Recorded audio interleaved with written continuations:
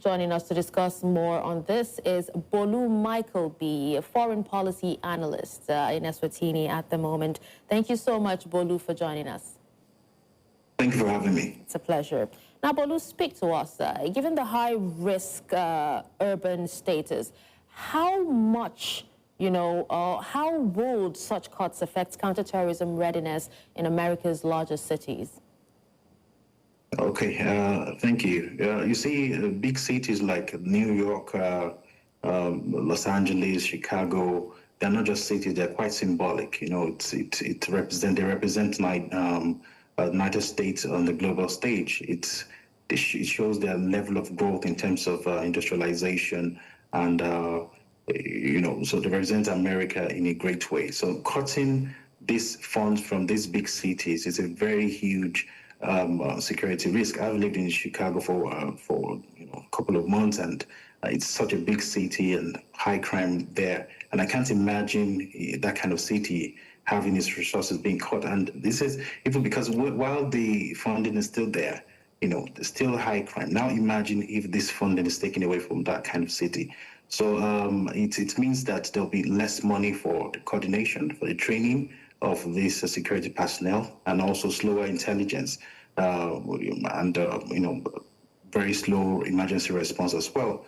They also face threats that are not physical. They face high levels of cyber crime, cyber attacks, and other lone wolf incidents. So when cutting the fund means cutting of their preparedness as well, and it's a very huge security gamble. So, but does this shift truly reflect America's security realities, considering that most terror threats since 2010 have actually emerged from urban areas? I don't think it honestly doesn't. Being that, the data show that most of the threats that America has experienced in the last decade has been from outside. It's not as been from inside, rather. It's not from Mexico across the border. It's not from Canada. It's not from across the Atlantic Ocean. It's from within.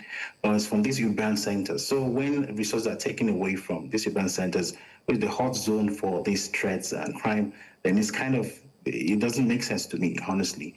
So when the administration says that they're focusing on borders and organized crime, it seems like they're being tough on security, whereas it doesn't match the reality of everyday American.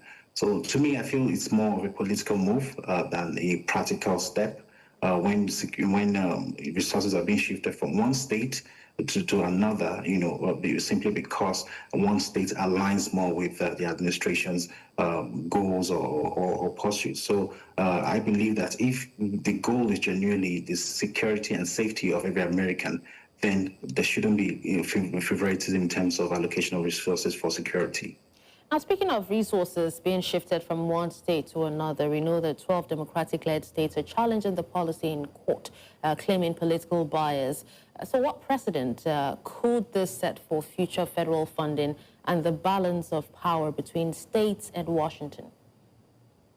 Okay, I think the case will be a really defining one.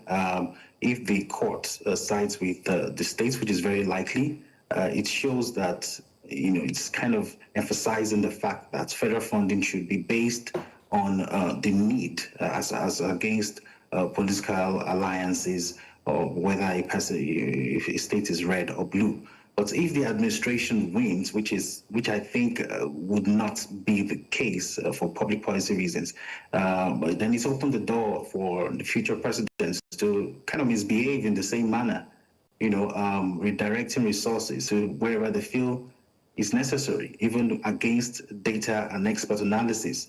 So I think security is something that is so important and is a very dangerous territory to tread in. It's not just about terror grants. It could affect the healthcare system. It could affect the education. It could affect the climate funding as well. So it's not a fight about money alone. It's about the fairness of the administration, the fairness of the Trump administration. I personally believe that such move, by a president that's made by president meant to be president of the United States, not president of the Republican, it's not a reasonable move right now. All right, now just before we let you go, Bolu, with domestic extremism responsible for majority of recent terror-related arrests, will this redistribution weaken national efforts to counter homegrown threats and even erode public confidence in the neutrality of security funding?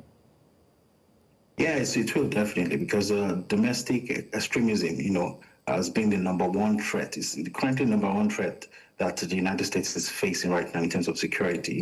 So redirecting funds from urban areas where these dangerous groups operate is kind of weakening the exact, network that they're meant to track and destroy in a way. And of course, the citizens would lose trust in the system if they feel like for them to walk safely on the streets, for them to feel safe in their neighborhood depends on their voting pattern. Then they will lose that sense of unity. They will lose that sense of confidence in the system if they feel like their security depends on whether they are voting blue or red. Because national security is a collective responsibility. But when people start to feel otherwise, then the confidence in the system will start to crumble in a very bad way.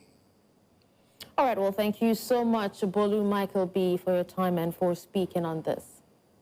Thanks for having me.